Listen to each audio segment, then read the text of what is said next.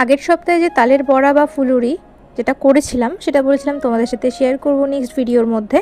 তো চলো আজকে শেয়ার করা যাক। প্রথমে বলি, এটা কিন্তু আমার ফার্স্ট টাইম না, এটা কিন্তু আমার থার্ড টাইম। তবে হ্যাঁ, বিয়ের আগে কিন্তু কোনোদিনও আমি এরকম সাহস করিনি যে তালের বড়া বানিয়ে ফেলবো একা একা। ফার্স্ট টাইম যখন করেছিলাম তখন বিয়ের কিছুদিন পরেই জন্মাষ্টমীতে ফার্স্ট টাইম করেছিলাম। খেতে ভালো হলেও খুব একটা স্যাটিসফাইড ছিলাম না সেই বড়া নিয়ে, তাই সেকেন্ড টাইম বর আরও একদিন তাল এনেছিল আর সেটা দিয়ে বড়া বানিয়েছিলাম।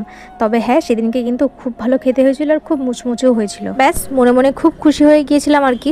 এরকম একটা অফ সিজনে তোমরা নিশ্চয়ই তাল দেখে খুব চমকে গেছো, তাই না? আমি তো ভীষণ অবাক হয়ে গেছিলাম যে এরকম সময় আবার তালের বড়া কে খায়। ইনফ্যাক্ট আমি নই, আমার বাড়ির সবাই কিন্তু চমকে গিয়েছিল। তো যাই হোক, দেখতেই পেলে সবার প্রথম কিন্তু তালগুলোকে ছাড়িয়ে নিয়েছিলাম। আর একটা পোস্টে তোমাদের বলেছিলাম যে একটা টুইস্ট আছে, যে এই তালটায় কিন্তু 4টে আটি ছিল, যেখানে ইউজুয়ালি থাকে 3টে। তবে কপাল ভালো হওয়ায় 4টে আটি পেয়ে গিয়েছিলাম আমি। তো তালটা ভালো করে ফার্স্টে ছাড়িয়ে নিয়ে তারপর একটা ঝাঁঝরি বা ঝুড়ি দিয়ে, তোমরা গ্রেটার দিয়েও করে নিতে পারো, আমি ঝুড়ি নিয়ে করেছিলাম আমার সুবিধার জন্য। এইভাবে করে বের করে নিয়েছিলাম। আর তারপরে দেখো এটা হয়ে গেলে তার মধ্যে দিয়ে দিয়েছিলাম সুজি, ময়দা, চিনি, একটু মৌরি পরিমাণ মতন, সবটাই দিতে হবে। একদম প্রথম যখন ছাড়ি তখন কিন্তু অনেকটাই পাতলা হয়ে গেছিলো, পরে আমি অবশ্য আবার ময়দা অ্যাড করেছিলাম এটাকে।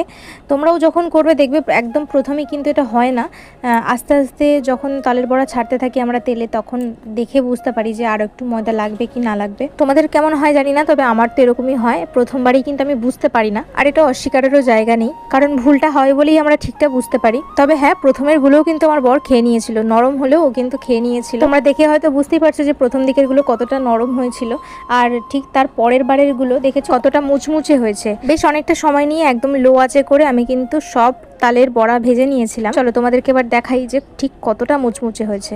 এই দেখো, এটাই কিন্তু শেষ না, কড়াইতে কিন্তু আরো তাল আমি বড়া ছেড়ে দিয়েছি, সেগুলো হচ্ছে। ততক্ষণে চলো তোমাদেরকে দেখিয়ে দিই। এই দেখো, দেখতে ঠিক এরকমই হয়েছিল, আমার হাঁড়ি কিন্তু পুরো ভরে গেছে। আর ভিডিওটা তোমাদের কিরকম লাগলো সেটা কিন্তু অবশ্যই কমেন্ট করে জানিও।